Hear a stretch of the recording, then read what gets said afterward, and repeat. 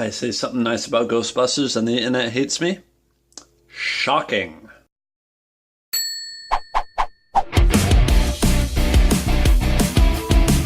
Hi again, I'm Ryan, your host of The Toast, and this time we're going to be talking some spoilers about Ghostbusters.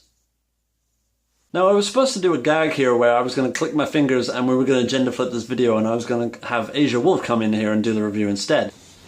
Leave me alone. But she is conveniently sick today, so now you're stuck with me instead of a pretty girl doing this review. I'm sorry, okay? I tried. I'm sorry. I had grand plans here. Maybe next time if we get a sequel. We're not going to get a sequel, are we? So if you want to see my spoiler-free review, go check that out now, but we're going to have some more in-depth discussion here about Ghostbusters. A movie I was completely against because it doesn't need a remake. It's completely unnecessary. And because of that, I thought I'd be the last person to try and defend this movie. But there are a lot worse remakes out there than Ghostbusters that have not had this bad press. The Fog, Nightmare on Elm Street, Death Race, Around the World in 80 Days, Charlie and the Chocolate Factory, Rollerball, Godzilla, Planet of the Apes, Conan the Barbarian, Total Recall, Amazing Spider-Man. All terrible remakes that people barely blinked an eye at. Hell, it tells you a lot just by looking at the critics' scores that the general population has been soured on seeing it. Just makes you think that if it wasn't tied to the Ghostbusters name, it would be just another decent comedy. It's kind of like the Prometheus syndrome, whereas the movie Prometheus would have been a lot better if it wasn't tied to the movie Alien. My old Ghostbusters nostalgia wasn't a hindrance like I expected it to be. It actually kicked in a good way right off the bat. At the start of the movie, when you see the tour guide and it's kind of creepy and he goes into the basement and whatnot, and then he's hanging by the ledge and the camera pushes in and then you just hear the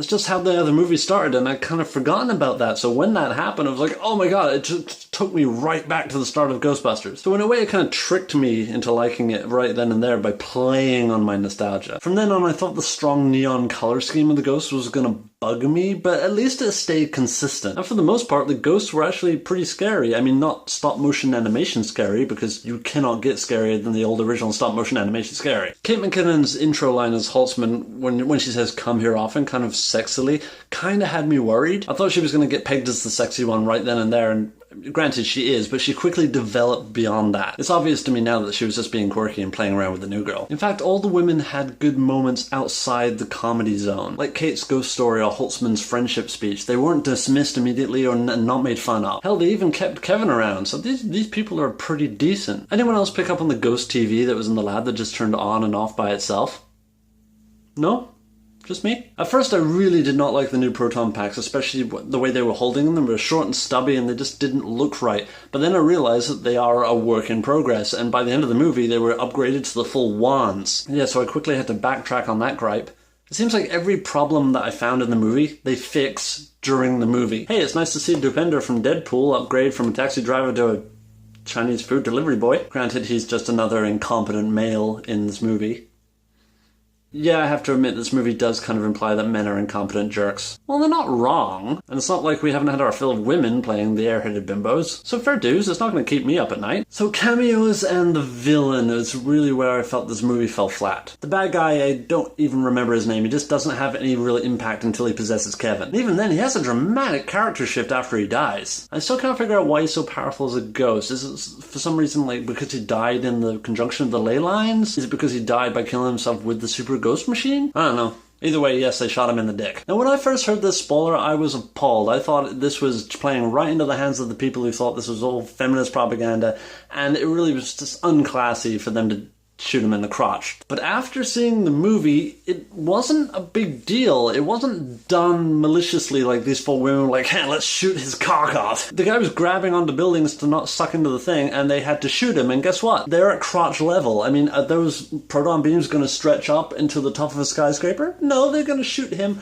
at what's right in front of them. And even the Ghostbusters themselves kind of look at each other being like, wait, were we aiming for that? I don't know, it just kind of happened. And it's not like there was a big floppy ghost stick there, he was like Mr. Oogie Boogie walking around. Honestly, if it was the male Ghostbusters that did the same thing, they'd be being praised as like, oh, of course, they took the easy shot to save the world. What's the big deal? But because it's women, it's different? I don't know, I'm thinking too much into this. I should really stay out of the feminist argument. But for practicality's sake, I can't say that I wouldn't do the same thing if I was in that situation. Cameos, like I mentioned, I thought they were very underwhelming. The original Ghostbusters I thought needed a bit more credit than the roles that they were given. Bill Murray's cameo in particular, I know he had the biggest cameo because it's Bill Murray, but I know he wasn't really into it. He's not really into this project, and like a lot of people aren't. I mean, I wasn't either. Cameo really does reflect that. I mean, him being a debunker is kind of a clever little flip around. I did want more. Dan Aykroyd as the cab driver, I mean, I liked that he got to spout some really cool lines, and that even as a cab driver, he knew exactly what was going on and was not phased at all. But still, from Ghostbuster to cab driver is kind of a big downgrade. Ernie Hudson, granted, made a lot of sense as Patty's uncle, and as he stated in the first movie, as long as there's a steady paycheck, he's down. Harold Ramis was my favorite cameo because it was so subtly obvious there he was. In the college, there is a bust of Harold Ramis, of Egon. That carried over for the credits, and of course it was dedicated to Harold, and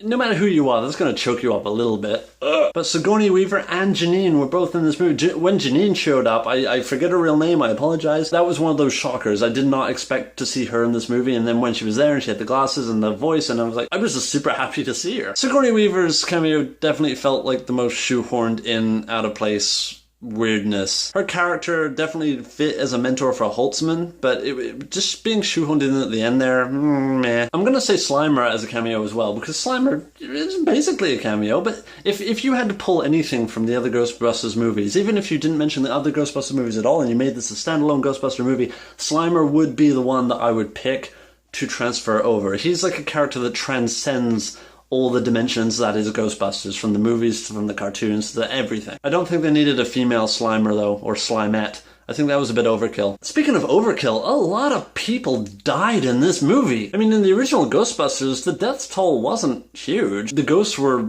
kind of vile and malicious and whatnot, but they didn't straight up murder people. But in this one, especially at the end there, when the main villain comes stomping out of the building, he crushes all those army guys. And they ain't coming back like the magically rebuilt buildings. Talk about a quick fix. I mean, when they plug up that hole, it's like nothing ever happened. And even everyone in New York is 50-50 on, did that actually happen, or was it drugs in the water? How do you unsee a good portion of New York getting destroyed by an evil Ghostbusters logo? I do think all the death and destruction needed to be more of a serious issue and not just undone. Like I mentioned in my last video, this movie is primarily a comedy. It's not the same feeling as the original Ghostbusters movie. Halfway through the film, I did have to sit down and ask myself, is this movie too funny? I'm not saying the jokes were hysterically funny, I'm just thinking there might have been too many of them. The humor was constant and in your face. Queef jokes?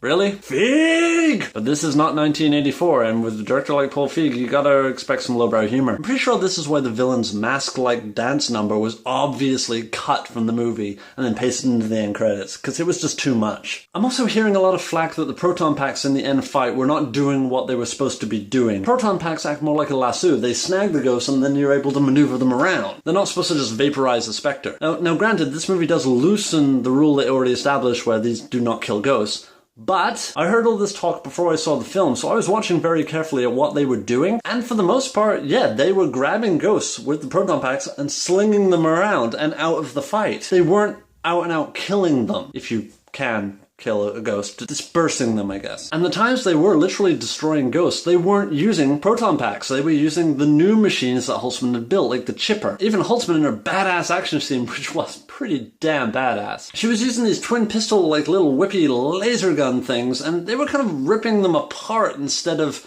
capturing or just obliterating them. I guess it's all up to how you want to interpret it, but really it wasn't as clean cut as everyone was talking about. And that whole action scene is what I wanted to see. I mean, the Ghostbusters never had an action scene like that, and I always wanted to see an action scene where they're not just standing, zapping something with a laser completely static. They were actually in there, zipping them, throwing them around, beating their ass. I mean, it was fun, and it was new, and I'm sorry, but new things have to happen, otherwise we're just left with the same old, same old. Not saying the same old isn't good. Man, I'm really contradicting myself here, aren't I? Anyway, after the badass Holtzman scene, the movie ended kinda sloppily. I mean, it was obvious right from when Slimer stole their car that that was going to play into the end solution. The whole quick fix ending just seemed a bit rushed to me, and why they have white hair at the end, I have no idea. Is that just an excuse to give them different color hair for the sequels? I don't know, but either way, it got a little poltergeist at the end there for me. Those of you who did see this movie and didn't walk out of the theater in a tantrum of, oh, they ruined my childhood, I just really hope you stayed for the post-credits scene. When Patty was sitting there listening to the EVP, I was positive that there was going to be another fart joke like earlier in the film,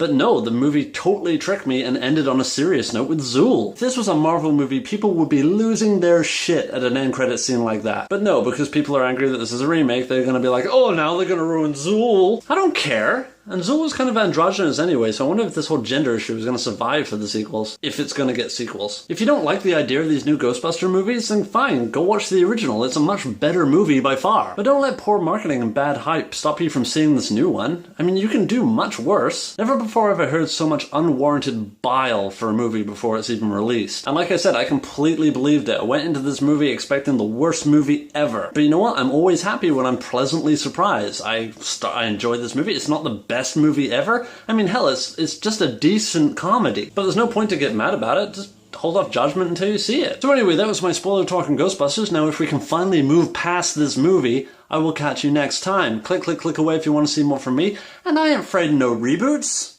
I read a really funny comment today about how women are ruining men's childhoods with this new Ghostbusters, and yet men are ruining little girls' childhoods because they can no longer safely Google My Little Pony. You can't argue with that.